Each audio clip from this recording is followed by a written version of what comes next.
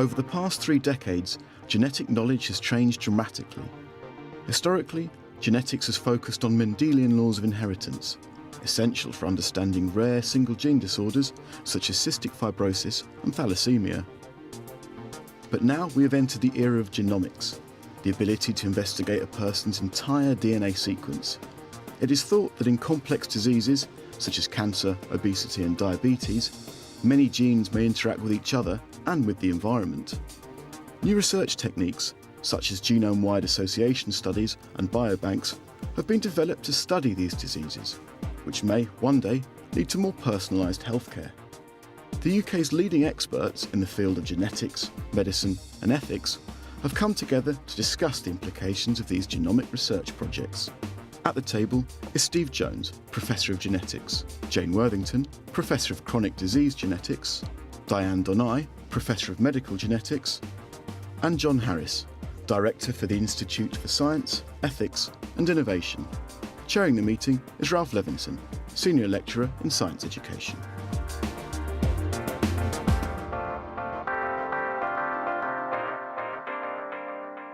Like it or not, everybody in the end is going to have their DNA sequenced.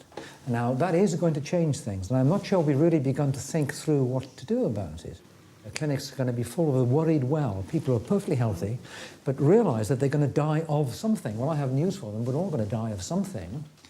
We mustn't look at genes as giving us the answer. There isn't one answer.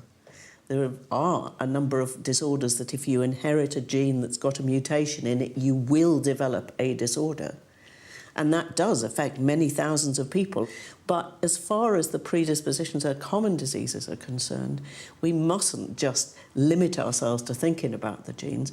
There's clearly an interplay between genes and a whole host of environmental factors, some under our own control and some not under our control. And I think the future of medicine, it's not seeing genetics as a be-all and end-all and answer to everything. It's seeing it as part of a large picture.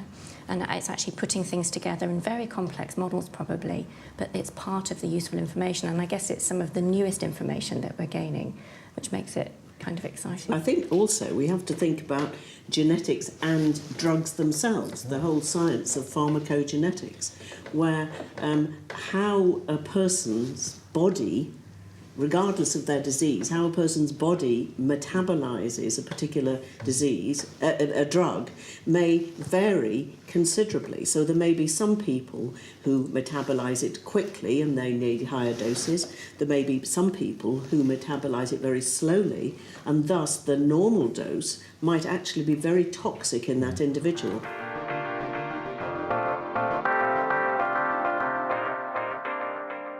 Genetic information in particular is in principle knowable by anybody.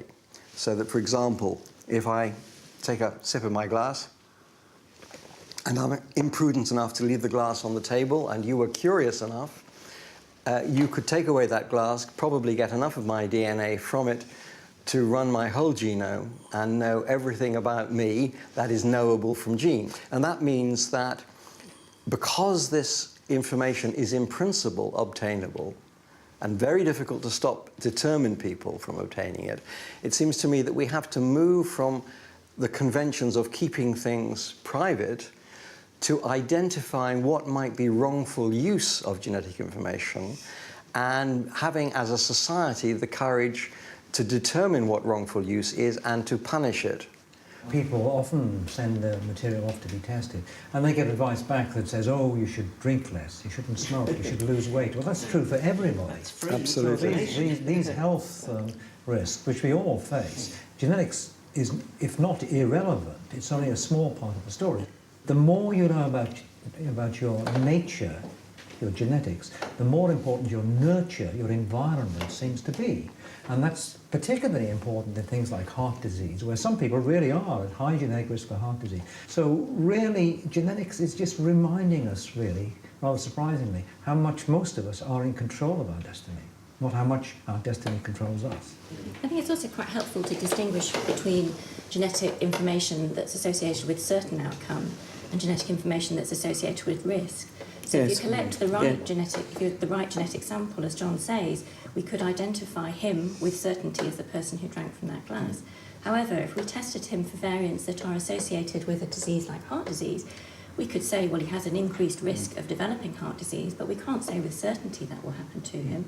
So I think that's an important distinction. You can see people's differences. People can observe things within their families. It's part of the human condition. Yeah, doctors have always taken a family history. Yes. If you walk into a doctor's surgery, a physician, she or he will tell you with about an 80% accuracy how long you've got to live within a minute. There's an obvious question, how old are you? Okay, that's pretty important.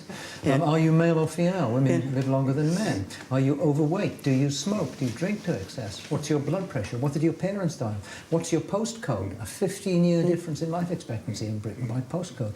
Now, all these things are really strong predictors of your future, and we accept them. But somehow there's something terrifying about this little twisted molecule, and I can never understand that. As a practicing doctor, what I fear is that if these so-called predictive tests, which aren't actually that predictive, are extremely widely available, and people get their printouts back and bits of information there, very often there may be things in there that actually do worry them.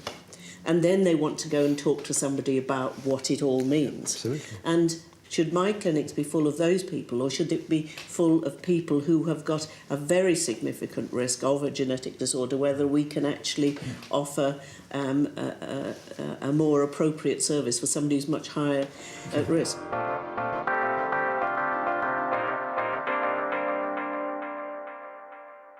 Everything is about to change. We've learned a lot about what we call this genome-wide association study, which is really needle in a haystack stuff. I mean, now and again you're going to find a needle, but most of it's going to be haystack. But now everything is just revolutionised. It took 15 years and hundreds of scientists to sequence the first complete length of human DNA. Now, in plenty of places, you can do 2 in a day. In 10 years, I wouldn't be surprised if you can do 2 in 10 minutes. What we can offer families with genetic disorders is now enormously greater. But we still haven't quite got to the stage where there's a big application of genetic knowledge to the big common disorders of our society, like heart disease, diabetes, etc. The more we understand about medicine, not just about genetics, but about all sorts of causes of disease, the more we can see that they are, to a larger and larger extent, the responsibility of we who become ill.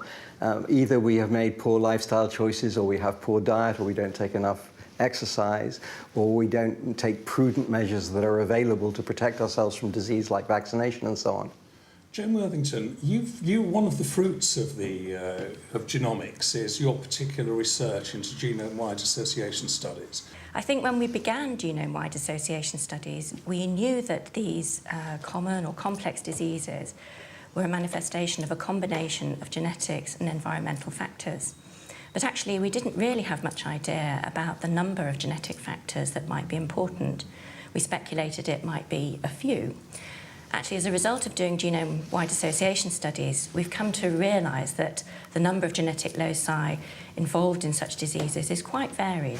So the difficulties come in actually interpreting the results that we find. The genetics is hinting as to what to do next. And it's worth remembering that one of the great simple diseases of the 19th century was called fever. And if you had fever, it was straightforward. You were too hot, and what did you do? You soaked them in cold water, or you took out a couple of pints of blood, and they probably died. Well, you now know that fever is a symptom. It's hundreds of diseases, and I think that's what genetics is doing to our view of disease as a whole. Diane, storing genetic information for the future, biobanks, what should we be concerned about? We have to say, well, what are biobanks storing? It's not just they're storing a sample of someone's DNA. There may be other body fluids, like urine, for example. But also they're storing information. And what it's all aimed at is trying to understand the complexities of diseases, what contributions genes actually make, what contributions to other factors such as lifestyle, age, and social class play. And so I think we're looking at it as a resource that then can be used in research. Where Biobank has something different and unique is that actually we're collecting samples from people often before they go on to develop a disease, and it's an opportunity to look at other factors So I think biobanks are a fantastic resource, but actually I think it has the potential, or offers us the potential to address different questions. Often it's only as techniques develop that you realise exactly what type of sample you need, or exactly how it needs to be collected. Or exactly what you're going to do with it. And exactly, yes. And that actually triggers one of the very interesting things to me as an ethicist about biobank, because in human subject research up to now, the gold standard has been informed consent. And informed consent means that you actually, in order to give that consent, you have to know exactly what, in this case, your biological samples are going to be used for. Biobanks are really only going to work if unforeseen things, unforeseen tests can be carried out on these samples way down the line. With larger scale approaches, you may be doing a study focused on a particular disease, but you may well turn up finding that you weren't looking for, but is a byproduct of the whole genome approach to the diagnosis. And I think this will trigger, interestingly, a move from informed consent as the gold standard back towards a simpler form of consent. And I suspect that the whole basis of human subject research is going to change.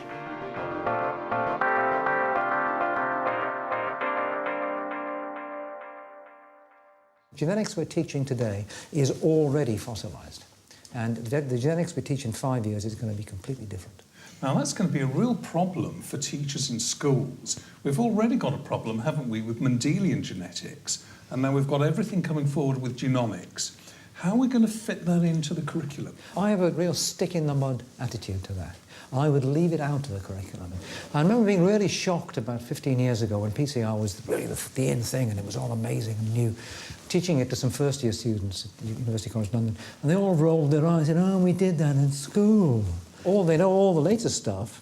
They know all the stuff that's up in the eaves, but they don't know about the foundations. So I'd stick to Mendel's P's. I mean, it's a real fundamental question about what school education is for. And sorry to caricature your position, but I mean, one of the things perhaps it isn't for is to save you the problems of teaching the basics to your first-year students. It may be actually more important for people who are not going to go to higher education at all, to know actually about the things that they're going to hear about on the news and that people are going to want to talk to them about, than the basics of Mendel and his P's. If you stick to Mendel's P's, how are students going to know about the sheer fascination of being a scientist, a healthcare scientist, someone involved with genetics, somebody involved in genetic research? But if things are changing so quickly, then doesn't there come a point when it might not be important to teach them about what is changing? Because what is changing is going to change dramatically in the next 5 years. So isn't it about expecting the change rather than teaching the content? Well, I think it's very good to have educational processes that anticipate change and get people used to thinking about options before they happen. But of course, the curriculum is a crowded place, and many different interests are being served there.